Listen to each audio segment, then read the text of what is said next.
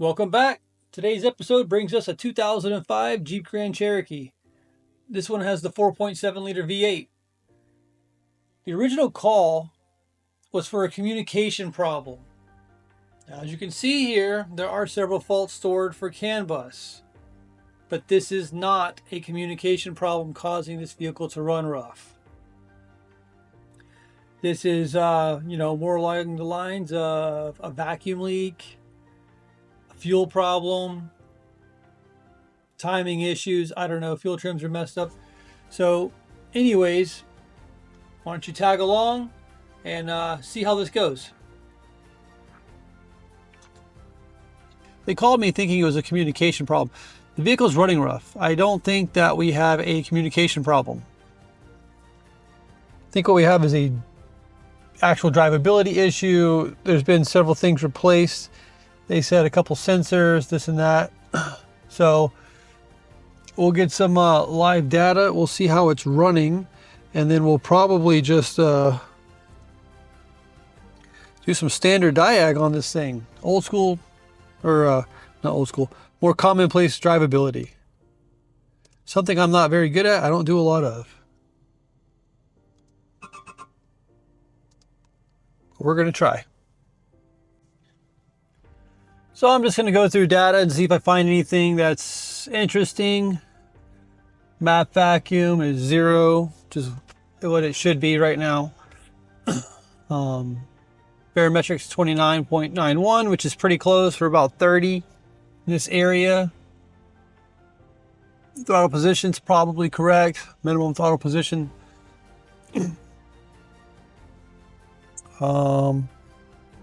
Yep, cam and crank difference 30.1. That's interesting. Maybe we should investigate that. I'm not really sure at this time. Engine speed 0, target speed 920. So far all this data is going to be correct. EGR, check your pulse width. Just going to look at our temperature sensors and see if anything's not reading correct. Bank 2 sensor 1, long-term adaptation, -25. This thing probably has a severe vacuum leak, but I could be wrong. I don't even know what size engine it has. Let's take a look and see. Coolant temp, engine coolant temp is 120. He did let it run for a second, so could be probably correct. Intake temp 75 degrees, that's about right. Battery temp, that's about right. Ambient, that's about right. Catalytic converter model temp, -83 degrees. That's interesting. No oil pressure, 12.3 volts, that's good. Idle airflow, mass airflow. Dwell, burn time.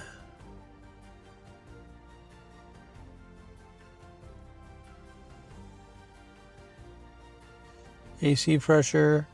I like looking at my temperatures and my pressures before I do anything. I just want to see what exactly the vehicle thinks is going on with the key on and the engine off before I start it. Okay, let's go ahead and start this sucker up now. All right. We are now going to start it up. We got a runner.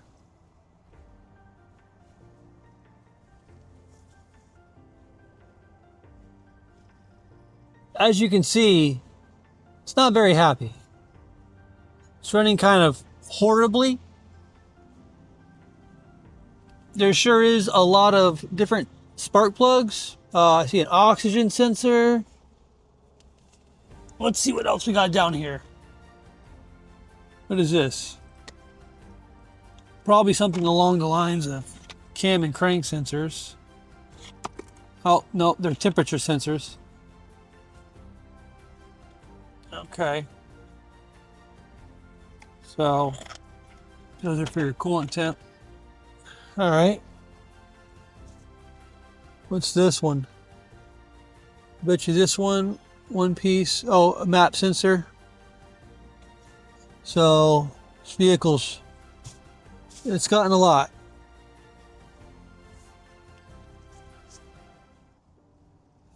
So the map looks like it's probably fine. Cam and crank difference is still at 30. That is not good. Engine speed signal is erratic and dropping out.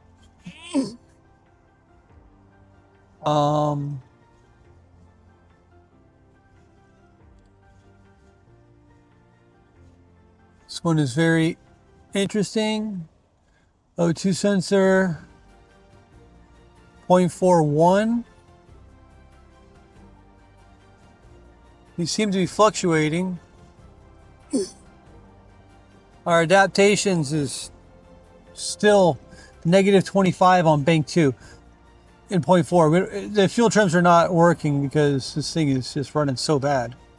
Engine coolant temps 127, intake 73, ambient.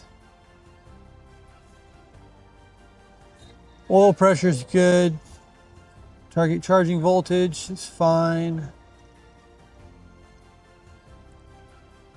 Idle airflow.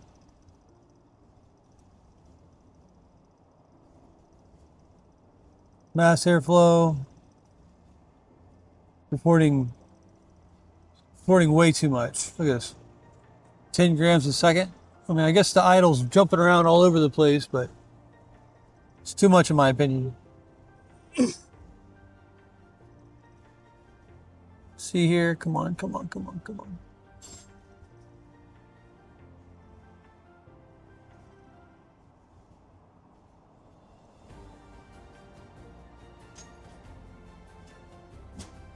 Well, giving it gas.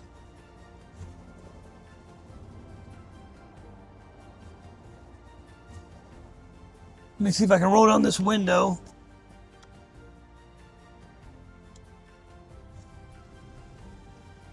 Oh, this thing, it actually does start to run better. I've increased the RPM a ton. Cam and crank difference is still extremely high. Throttle percent's at 20. So engine speed 2800, and it is running much better. Much better. Very smooth in comparison to before. It was running terribly. Short-term adaptation is now working. I think they said they put a fuel pump in this thing too. But it's adding fuel. It's adding a lot of fuel. And it just stalled. I let off the throttle and it stalled. Okay, let's see if we can figure something out here. Okay, so now we've got a much more steady idle. As you can tell, it's warmed up a little bit. And good engine vacuum, exactly where we want it to be. Cam crank is still roughly about that 30.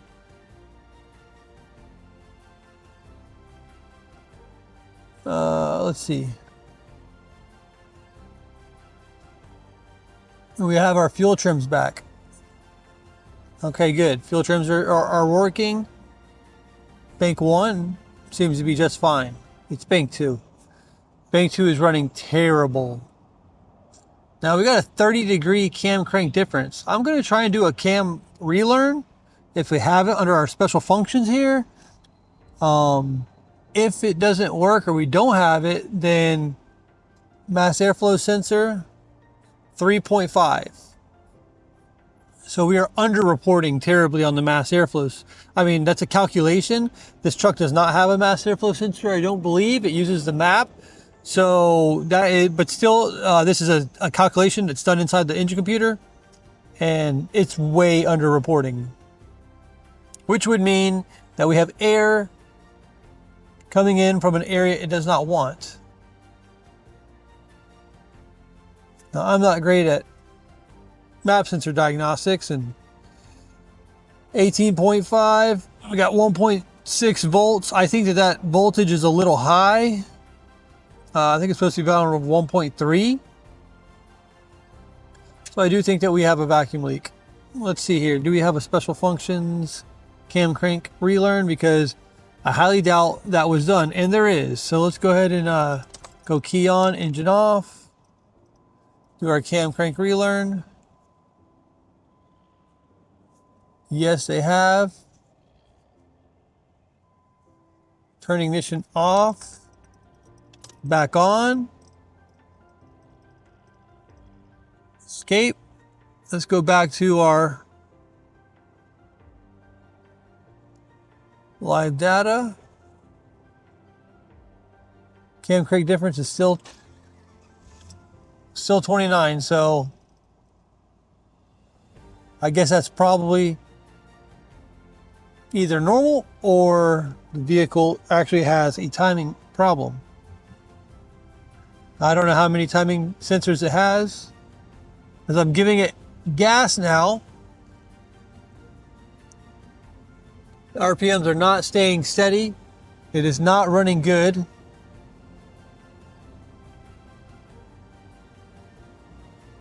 Now we're positive on the fuel trims.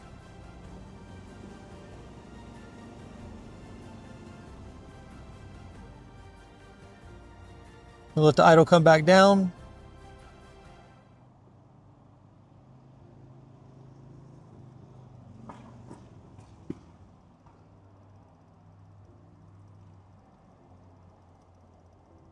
This thing's running rough.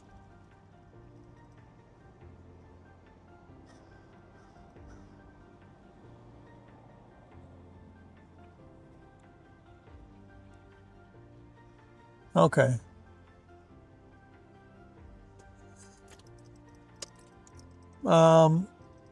Actually, we start it up. I don't have a smoke machine with me, so what we're going to do is we're going to try some carb cleaner. Don't really like that stuff, but it's what we got to work with right now. Let's take the scan tool out there. We're going to monitor our fuel trims.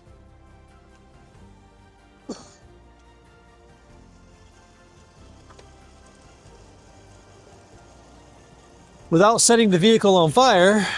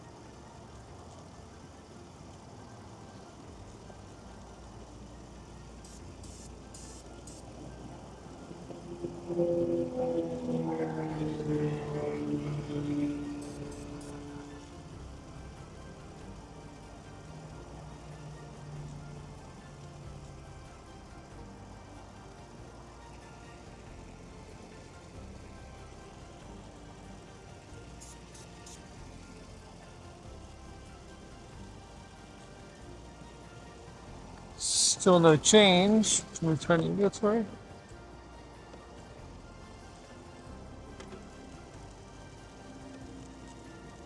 There we go. Let's see here.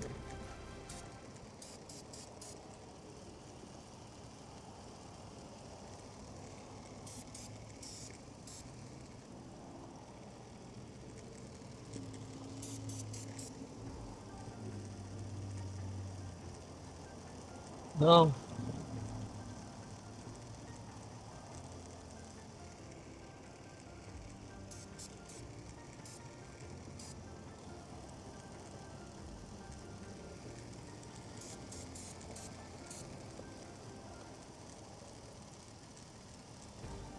Nothing there.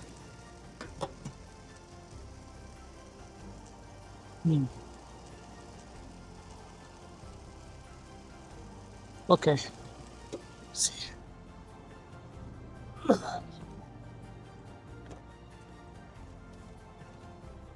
Let me see here.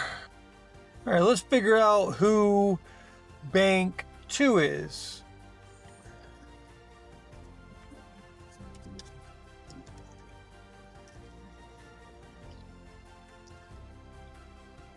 Firing order, maybe that has it. Front of vehicle. Bank 2 would be passenger side. Okay.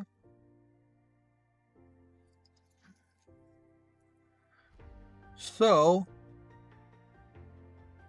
we do have extremely opposing fuel trims, right? Well, you know, one's really negative and the other's not. So there's a chance that the timing actually is off. So a cam crank correlation waveform may be the way to go. You know, because we just sprayed the carb cleaner. We didn't see anything. If we go to show all our O2 volts, let's go back and then we go to graph and graph. All right, so not really liking that at all.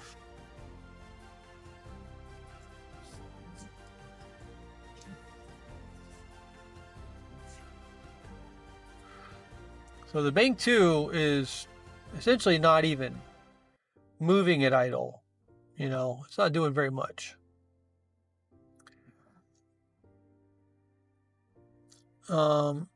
It's a horrible response. Stuck lean. It is stuck lean, as we can see, that it is, you know, close to ground almost the entire time. It does move.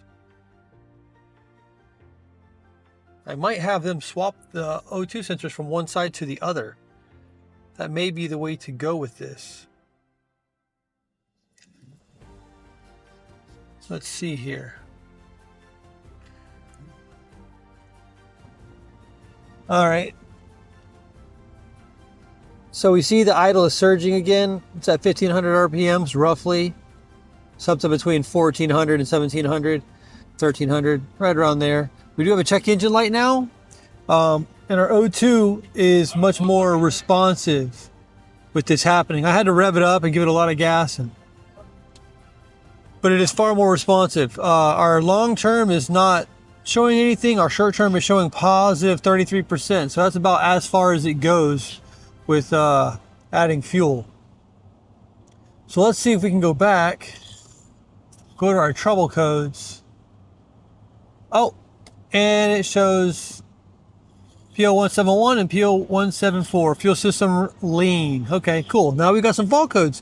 Something tells me people have been erasing fault codes. Let's go look up these. Okay, I got us set up for a cam crank waveform.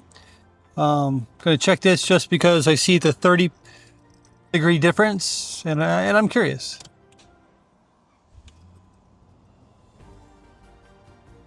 So here we have our waveform being taken. I'm going to pause it, shut the key off.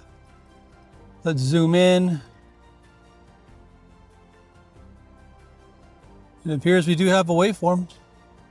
Let's go see if it's how it compares to the known good.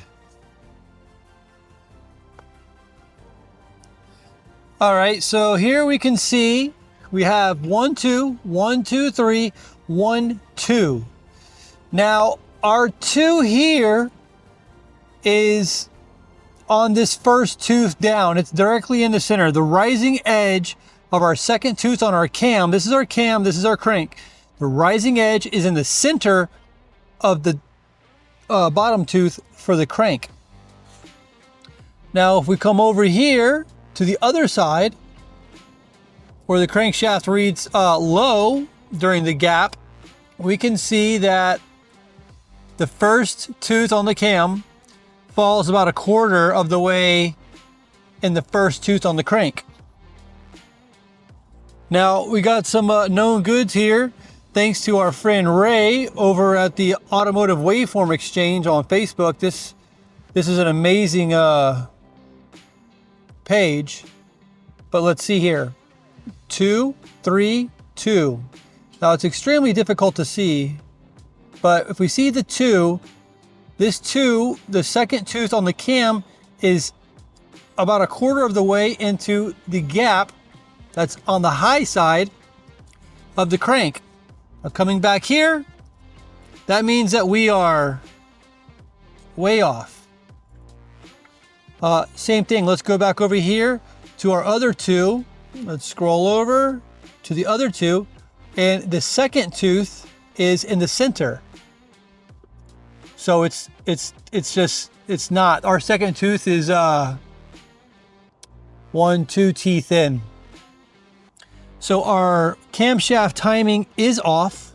The data PID that showed 30 degrees was the clue that we needed. And I'll see if I can't find in service information where it says what it's supposed to be. But this is definitely the issue.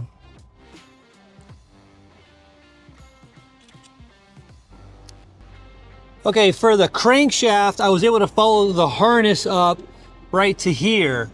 Now on the camshaft, I suppose I could have done the same thing. The harness is right there. I, however, did not know that this was the harness at the time, and I connected underneath the vehicle, which is way right there. Not too shabby.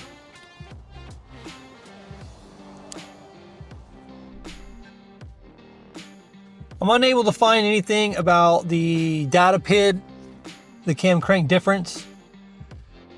Cannot find any information on that. So not knowing what is good, I can't say. But 30 degrees just does not seem correct. I would think that it's supposed to be pretty low. You wouldn't want much of a difference at all, if anything. I got lucky with that one again. You know, a lot of this is luck. It's educated decision making based on data interpretation, right? In direction. Which direction are we going to go? So I didn't have the smoke tester because honestly, if I had my smoke machine with me or the shop had a smoke machine, I would have done a smoke test on this vehicle first. Not having that, I was pretty confident it had a vacuum leak. And I said, well, let me just check the timing because that data PID was weird and we have opposing fuel trims from one bank to the other. And whenever I revved it up and then the fuel trims got better, you know, and they would go extremely positive, it wasn't making a whole lot of sense to me. So anyways, we have verified that the problem is camshaft timing. So they're going to need to correct that first, and then we can take it from there.